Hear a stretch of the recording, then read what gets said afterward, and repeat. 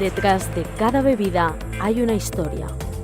Hechos que se remontan hasta 1944, cuando Joaquín Alonso creó en Granada una destilería. Destilamos tanto licores de hierbas como espirituosos y ginebras y elaboramos los productos siguiendo las tradiciones. Una de las destilerías con más tradición que apuesta por la calidad. Estamos uniendo lo que es el producto artesano con la innovación. Juntamos lo que es una fabricación totalmente artesanal, con alambiques de cobre, en la cual destilamos casi el 80% de todos los productos. Utilizamos las materias primas de la más alta calidad e intentamos darle un diseño y una imagen bastante bonita y actual. Una imagen estudiada y diseñada para cada una de las marcas que se producen.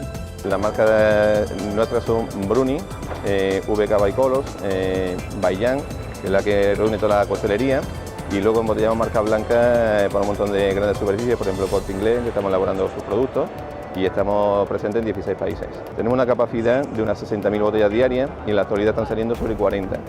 Producción que también se adapta a las necesidades del mercado para satisfacer a un público exigente. Nuestra apuesta en alimentaria ha sido una apuesta nueva, que es destilamos tu idea, embotellamos tu premium. Ahora mismo está todo de moda el producto premium y queremos buscar un nicho de mercado ahí. Nuevos proyectos y retos, pero en Destilerías Joaquín Alonso nunca se dejará de lado su gran secreto: seguir apostando por la destilería tradicional.